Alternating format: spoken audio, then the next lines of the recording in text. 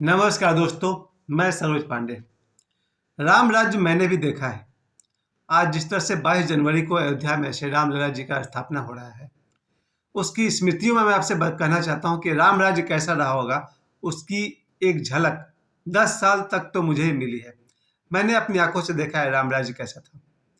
तब मेरा गांव पूरा का पूरा एक परिवार हुआ करता था। मेरा पूरा गांव एक परिवार हुआ करता था। मैं बात कर रहा हूँ 1980 की। तब मैं 7 साल का था और पूरे गांव में जितने भी लोग थे या जितनी भी महिलाएं थी, उनमें से शायद सभी की चिट्ठियां मैं लिखा करता था। प्यारे दोस्तों, मैं आपको ले जा रहा हूँ 1980 के दौर में। आप कहेंगे पुरानी बात क्यों करते हो? पुरानी बात में भी कुछ अच्छाइयाँ हैं जिसे हमें आज भी याद रखनी है, और वही रहस्य है अयोध्या के 22 जनवरी वाला जो पूजा है उसका। 500 वर्ष पुराने इतिहास से आप सभी जानते हैं कि 500 वर्ष से वो राम मंदिर का मामला अटका पड़ा था। अब जाकर के वो 500 वर्षों के बाद राम जी का वो रामलला जी का प्राण प्रतिष्ठा होने जा रहा है। प्यारे दोस्तों, मैं ये कहना चाहता हूँ कि भारत का जो सौंदर्य है, जो मैंने देखा है, आज के पीढ़ी के बच्चों ने नहीं देखा है। मैं आपको अपनी आंखों से देखा हुआ बताना चाहता हूँ कि राम राज्य कैसा मैंने देखा था। तो पहली बात कि सिर्फ मेरे गांव में ही नहीं, शायद भारत के सभी गांव में होता होगा। मैं अपने गांव की बात कर रहा हूँ। मेरे गांव में जितने भी परिवार थे, चाहे वो कितनी भी दूरी पर हो, वो सभी एक परिवार की तरह थे। इतना ही नहीं, मेरे गांव के उस पार, जो नदी के उस पार जो दूसरा गांव था, वहां भी मैं सुबह सुबह जाता था और वहां से हम लोग दही या मट्ठा लेकर के, छाछ लेकर उस वहां से इस पार आते थे। सालों भर नदी के उस पार के लोग हमारे यहाँ से सामान ले आते थे, खरीद कर नहीं, उपहार में। और मुझे जब भी दही और छाछ की जरूरत होती थी, मैं नदी के उस पार चलाता था। यानी कि बहुत सारे गांव मिल करके हम लोग राम राज्य का जो जिंदगी थी वो जी रहे थे। मेरे गांव में जितनी भी महिलाएं थी, उनमें से बहुत सारे महिलाओं के पति उस जमाने में कलकत्ता में नौकरी करते थे, और साल में एक दो बार वो लोग घर आते थे। साल में एक बार या दो बार घर आते थे, होली में और छठ में। बाकी समय के लिए गांव में चिट्ठी लिखने का जो काम था वो मेरा था, क्योंकि गांव में एक मैं ही था जो उस समय लिखने पढ़ने में ठीक ठाक था। तो मेरे घर में मैं अपनी माँ के लिए भी चिट्ठी मैंने ही लिखी है। मेरी माँ ने जितने चिट्ठी लिखे होंगे पिताजी को, वो सब मेरा लिखा हुआ है। क्योंकि तब मैं छोटा था, 7-8 साल का बच्चा था, और मेरी माँ चिट्ठी लिखवाती थी, वो बोलती थी और मैं लिखता था। वो लोग लिखवाते लिखवाते रोने लगते हैं, फिर आंसू पोंछते हैं, फिर आगे बोलते हैं पढ़ के सुनाओ क्या लिखा है। वो भोजपुरी में बोलते थे, हमको हिंदी में लिखना पड़ता था।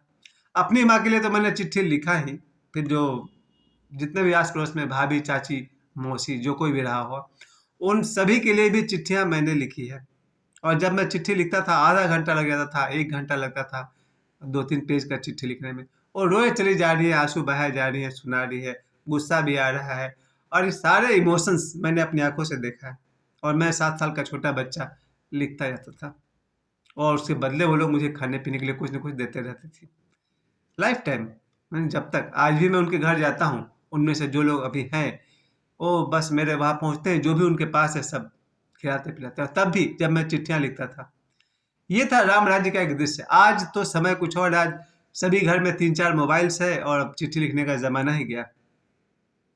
अब इसके चलते ये जो आज मैं कह रहा हूँ, तो बच्चे सोच भी नहीं सकते हैं कि पूरे गांव के लिए, गांव के जो आदमी लोग थे, अपना बेटा को, भाई को चिट्ठी लिखते थे, वो भी मैं ही लिखता था। और पुरुष के चिट्ठी लिखवाने का अंदाज कुछ और था। गांव के 10 लोगों का नाम लिखिए कि हाँ भाई, इनके तरफ से ही प्रणाम, इनके तरफ से प्रणाम, इनके तरफ से प्रणाम। और वहाँ जितने लोग हैं उनको भी प्रणाम, सभी लोगों का नाम लेकर के। आधा पेज तो सिर्फ नाम लिखने में लगता था, इस गांव के 10 लोग, और जहाँ चिट्ठी जा रही है वहाँ के 10 लोग। चिट्ठी लिखने के बाद दोपहर का समय का दूसरा दौर चलता था, रेडियो का दौर चलता था।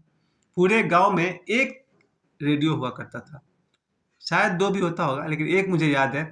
गांव का जो चौपाल कहिए, यानी कि गांव में सभी घर के सामने एक बैठने का जगह होता है, वहां पर कोई एक आदमी रेडियो लेकर के है बैठा हुआ, और नेपाल से गाना सुनिए या ऑल इंडिया से गाना सुनिए, एक रेडियो पर पूरे गांव के लोग गाना सुनते थे। मैं इसे कहूंगा रामराज। रामराज सिर्फ इस मामले में कहूंगा कि लोग मिलजुल कर एक दूसरे से के साथ हैं। आज 2023 में मोबाइल की वजह से सभी के हाथ में मोबाइल है। फुर्सत कहाँ है कि लोग एक दूसरे से हाल चाल पूछें? काम से लौट कर आए, मोबाइल में लग गए। काम पर है तो मोबाइल में लग गए, रास्ते में है तो मोबाइल पर लगे हुए हैं। सर, मैंने वो दिन देखा है जहाँ गांव के सारे लोग दोपहर के समय इकट्ठा होकर के किसी पेड़ के नीचे या किसी गांव के बीच में, जिसको हम लोग चौपाल कहते हैं, चौपाल पर बैठकी जो होती थी दोपहर में 3-4 बजे तक, 4 बजे तक तो होती ही थी। रेडियो चल रहा है और एक रेडियो से लोग गाना सुन रहे हैं, और गांव के लड़के अपना ही नाम लिख के भेजते थे रेडियो स्टेशन। मेरा नाम तो बहुत बार लिख के भेजा है वो लोग, और रेडियो स्टेशन से सुनाते थे कि हाँ भाई, सरोज पांडे छपरा से ये गाना सुनना चाहते हैं। तो हमारे गांव के लड़के बड़ी खुश होते थे, पोस्ट कार्ड खरीद के लाते थे और अपने गाने की फरमाइश लिख के भेजते थे, और अपना ही नाम सुनने के लिए बैठे रहते थे कब उसका नाम लिया जाएगा। इसके बाद जब शाम का समय होता था, सभी लोग अपने अपने खेती बाड़ी के काम से फ्री होकर के एक जगह पर, अगर जाड़े का दिन हुआ तो अलाव जला करके आग तापने के लिए पूरा गांव इकट्ठा होता था। उसमें हम लोग आलू डालते थे आग में, आलू भी खा रहे हैं, आग भी ताप रहे हैं, पूरे गांव के लोग इकट्ठे हैं। ये मैं रामराज कहूंगा, क्योंकि जब सब लोग एक दूसरे के बहुत नजदीक थे। उसके बाद शाम होते ही सभी के दरवाजे पर जो लालटेन जल जाती थी, बच्चे पढ़ने बैठेंगे। आज बच्चों के पास लाइट है, इन्वर्टर है, फैसिलिटी है, मोबाइल्स है। पढ़ाई का समय कुछ बच्चे जरूर पढ़ने वाले होंगे, ऐसा तो हमेशा होता रहा है कि पढ़ने वाले बच्चे भी धरती पर हमेशा मौजूद रहे, आज भी होंगे। तरीका बदल गया पढ़ने का, वो ऑनलाइन हो गया, फैशन हो गया। किसी भी किताब को, पढ़ाई को पहले की अपेक्षा आप 100 गुना ज़्यादा पढ़ाई कर सकते हैं, आपके पास सुविधा है। कोई भी क्वेश्चन उठा, अपने यूट्यूब के वीडियो पर गए, समझाने वाले आपको मिल जाएंगे, समझिएगा। पढ़ाई बेहतर हुआ। लेकिन मैं जिसकी बात कर रहा हूँ गाँव का, जब गाँव में लालटेन बाहर लेकर के बैठते थे हम सब बच्चे, तो गाँव का कोई भी आदमी आकर के थोड़ा सा पूछता था या बताता था, इंटरफेयर करता था, स्पेलिंग पूछता था। हम लोग का स्पेलिंग अगर मजबूत किया तो गाँव के लोगों ने हमसे स्पेलिंग हिंदी में खूब लिखवाया, अंग्रेजी में स्पेलिंग लिखवाया, जो आज तक हम लोग को याद है। कविताएं सुनना, अचानक गांव के लोग बोलते थे, हाँ जी कौन क्लास में पढ़ते हो? 5वां में। पहला कविता कौन है? आइए जी सुनाओ। उनके डर से हम लोग को कविताएं याद करके रखनी पड़ती थी। वो देखा है मैंने रामराज। आज तो शादी ब्याह होता है तो कैटरिंग वाले सब व्यवस्था ले लेते हैं, लेकिन हमारे गांव में जब शादी होती थी तो हर गांव के हर घर का हर नौजवान सम्मिलित होकर के खुद ही सारा काम करता था। आज तो कैटरिंग को बोल दीजिए तो खाने का जुगाड़ हो जाएगा, टेंट वाले को बोलिए तो टेंट का जुगाड़ हो जाएगा, और वगैरह वगैरह। लेकिन मैंने देखा है रामराज, जब गांव के सभी लोग मिलकर के किसी के बेटा या बेटी की शादी में अपना पूरा समय देते थे, मैं इसे रामराज कहता हूँ। प्यारे दोस्तों, मैंने रामराज की बात इसलिए की, लोग मिलजुल कर रहे, एक दूसरे से कनेक्टेड रहे, यही रामराज है। भगवान राम की जो मर्यादा है असीमित है, और मर्यादित कहेंगे भाई, लिमिट में तो एक लिमिट, सीमा होता है। भगवान राम जी असीमित रूप से महानतम हमारे लिए है। आज 22 जनवरी को जब उनके अयोध्या का रामलला जी का प्राण प्रतिष्ठा होने जा रहा, हम सब बेसब्री से प्रतीक्षा कर रहे हैं उस दिन का। और मुझे एक दोस्त ने सुबह लिस्ट भेजा था कि क्या क्या करना चाहिए 22 जनवरी को। 22 जनवरी को हमें अपने घर में रंगोली बनानी चाहिए। बहुत सारी लिस्ट उसने भेजा है। घर में रंगोली बनाना चाहिए, जिनका घर मिट्टी और का हो वो घर में गोबर से उसको लीपना पोतना चाहिए। घर को सजावट कीजिए, डेकोरेशन कीजिए, दिवाली मनाइए, किसी न किसी तरह का पूजा पाठ रखिए। यानी कि 22 जनवरी पूरी तरह से राममय हो जाना चाहिए। और मैं ये बात मैं इसलिए भी कहना चाहता हूँ, भगवान राम से हम लोगों ने श्री रामचरितमानस, मेरे गांव में जितने भी लोग थे, अभी भी होंगे, उनको रामचरितमानस की सैकड़ों चौपाइयाँ याद थी। आज मॉडर्न बच्चे शायद 2-4 चौपाई से ज़्यादा नहीं सुना पाएंगे, लेकिन हमारे ज़माने में जितने भी, सुंदरकांड तो सभी को याद था, हनुमान चालीसा तो याद था ही, और सुंदरकांड भी बहुतों को याद था, और पूरे रामायण रामचरितमानस में से कहीं कहीं से चौपाई सभी को याद रहती थी। राममय रह चुका है हमारा भारत, सोने की चिड़िया रह चुका है हमारा भारत, और फिर से बन रहा है सोने की चिड़िया हमारा Bharat, one of the richest country in the world.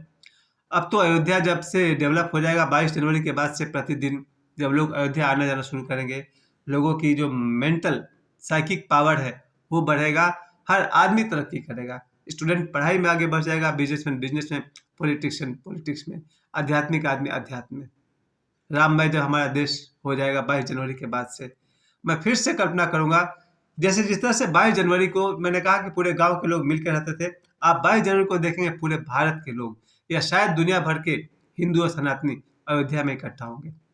उस दिन को मैं देखूंगा, या तो अपनी आंखों से देखूंगा या फिर मोबाइल पर लाइव होते हुए टीवी पर देखूंगा। यही मेरे आज के वीडियो का ये विषय है कि पूरे गांव को मैंने एक साथ देखा है, पूरे भारत को एक साथ देखूंगा 22 जनवरी को अयोध्या में। निश्चित ही पूरा भारतवर्ष और विदेश विदेश के भी हिंदू और सनातनी अयोध्या आएंगे और 22 जनवरी के बाद से आते रहेंगे। उस शुभ दिन के इंतजार में हम सब हैं। मुझे समय देने के लिए आप सभी को बहुत बहुत धन्यवाद। नमस्कार।